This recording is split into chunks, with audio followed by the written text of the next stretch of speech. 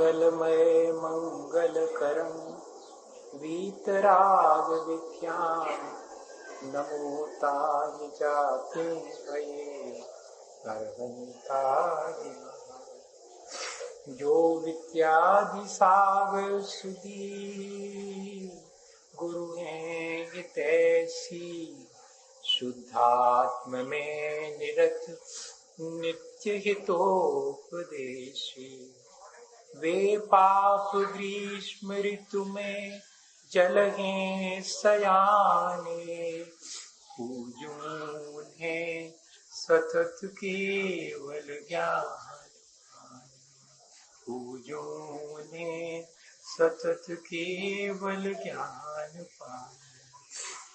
बोले भगवान महावीर स्वामी की, आचार्य कुंद स्वामी की, आचार्य गुरुवर विद्यासागर मुनि महाराज की।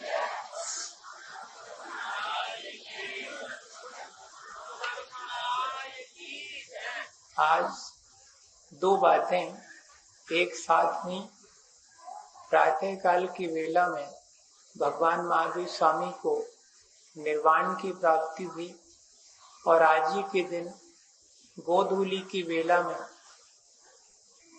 गौतम स्वामी को, गंधर महाराज को केवल ज्ञान की प्राप्ति हुई। हम अगर इन दोनों बातों को प्रतीक रूप में लें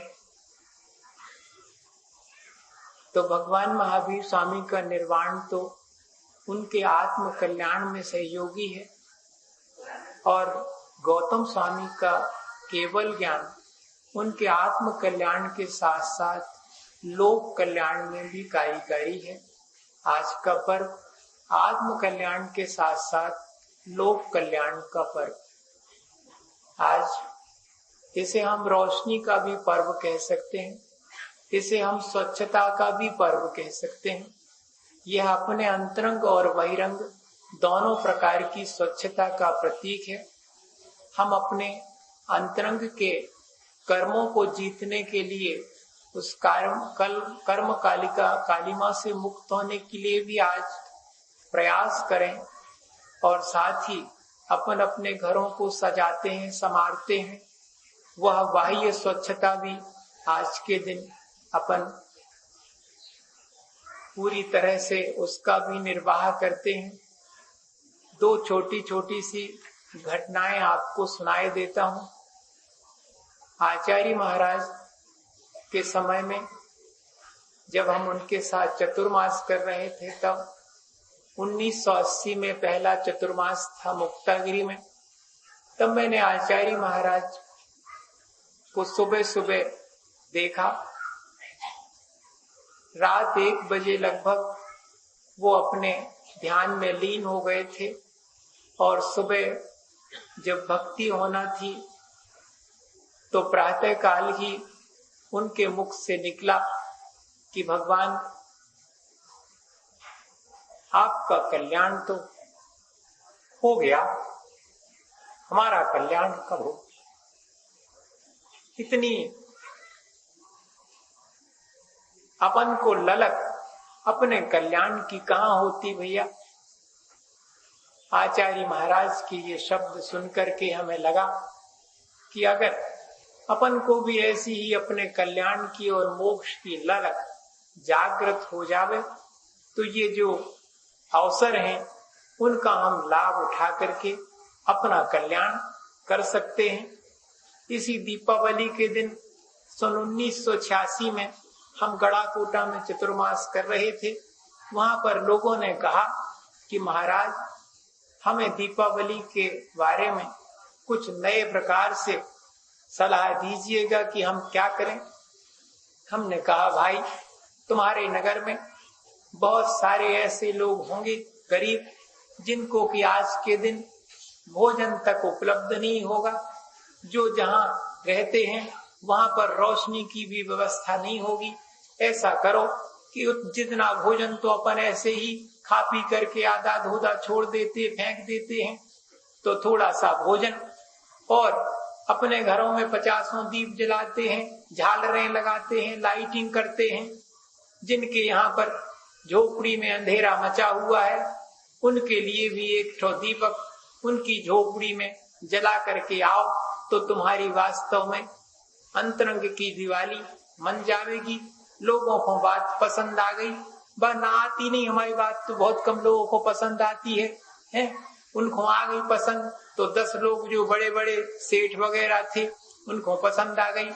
तो उनने 5-6 दिन दीपावली के बाकी थे, आने को थी दीपावली, सो 5-6 दिन में इस बात की खोजबीन कर ली कि गरीब से गरीब आदमी अपंग कौन कहाँ पर रहता है, कहाँ सोता है।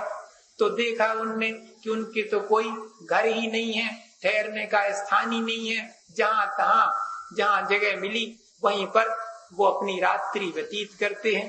तो ऐसे 10 लोगों को खोज करके वे 10 लोग उनके पास में गए, वहां उनके साथ में दीपक जलाया और खाने के लिए मिठाई का पैकेट दिया। सो कहा कि खा लो भाई। सो थोड़ी सी उसमें से खा ली और रख ली अपने कपड़ों में। तो लोगों ने कहा कि भाई खा लो पूरी मिठाई। तो कह ले भैया हमने तो पहली बार जीवन में खाई मिठाई, 10-12 दिन चलेगी ये मिठाई खाने के लिए। और आप तो हमने सुना था कि देवलोक स्वर्ग में रहते हैं, आप तो हमारे सामने साक्षात देव बन करके आए हैं। उनके पैर छू लिए, गदगद हो गए। भाई ऐसी दिवाली अपन भी मनाते हैं अपन भी, लेकिन आडंबर में दिखावे में फंस जाते हैं। भैया सहज सरल होकर के अगर अपने अंतरंग के परिणामों को निर्मल करने के लिए अपन दीपावली मनावें तो यह एक जो अपने घर में दीपक जलाते हैं, एक ही मुहूर्त में सारे विश्व में दीपक जलता है। वो अब अपना निजी दीपक नहीं रह जाता, वो तो सबके कल्याण के लिए दीपक रह जाता। अपने घर में एक ठो दिया जलाओ तो वो दीपावली का दीपक नहीं कहलाता। जब दीपावली के दिन सब लोग केवल ज्ञान के प्रतीक दीपक को जलाते हैं तो अपना एक छोटा सा दीपक भी सब दीपावली का दीपक कहलाने लगता है। दीपक से ही दीपक जलता है, रोशनी होती है। उस दीपक में अगर आप घृणा का तेल भरना चाहो, ईर्ष्या का तेल भरना चाहो तो वो भरो भैया। और अगर प्रेम का और करुणा का तेल भरना चाहो, सहानुभूति का तेल भरना चाहो तो वो भी भर सकते हैं। जी अपने ऊपर निर्भर करता है कि हमें प्रेम का दीपक जलाना है कि घृणा का दीपक जलाना है। आज के दिन अपन को ये तय करना चाहिए, ऐसी दिवाली अपनी सार्थक हो सकती है। और भैया हम यहाँ पर वास्तव में है तो ऐसा कि जीवन में जैसे भी सुख दुख के अवसर आवे उनमें साधु को समता भाव बनाए रखना चाहिए। हम आचार्य महाराज की आज्ञा से यहाँ पर 4 महीना रहे, हमने बहुत कोशिश करी सुख दुख के अवसर पर समता भाव रखने की, लेकिन हम नहीं रख सके पूरी तरह से। और धार्मिक जैसा विधान है उसके अनुरूप हम सब लोगों को संतुष्ट नहीं कर सके। सो हमें इस बात का दुख है। हम आचार्य महाराज के चरणों में इस बात के लिए क्षमा प्रार्थी हैं। और दूसरी बात तो ये है कि वर्षा काल की अवधि अब पूर्ण हो गई आज के दिन। अब आचार्य श्री की जैसी आज्ञा होगी मैं अन्यत्र गमन करने के लिए मुक्त हो गया हूँ। पर अभी 5-6 तारीख को बच्चों के सम्मान में मैं चाहूंगा, ये देखना चाहूंगा आपका सेवा भाव कैसा है, आपका अतिथि सत्कार का भाव कैसा है, ये देखना चाहूंगा। और आने वाली 9 तारीख को जो पिछी परिवर्तन है उसमें आपका व्रत नियमों के प्रति कैसा उत्साह है ये देखना चाहूंगा। क्योंकि श्रमण संस्कृति के अनुसार तो संयम का उपकरण आदान प्रदान किया जाता है, तो व्रत नियम धारण करने वाले का ही अधिकार बनता है कि वो उसे ले और दे। इस प्रकार ये दोनों चीजें आपके सामने हमने कही। एक जगह हमने पढ़ा था 2-3 साल पहले, बहुत अच्छा लगा था, आपको भी हम सुनाई देते हैं आज की दीपावली के दिन कि अपन रंगोली बनाते हैं तो भैया संस्कार की रंगोली बनाओ। दीपक जलाते हैं तो विश्वास की दीपक जलाएं। हम पूजा करते हैं भगवान की तो आस्था की पूजा करें, हम सजावट करते हैं अपने घर की तो सद्भावना की सजावट करें।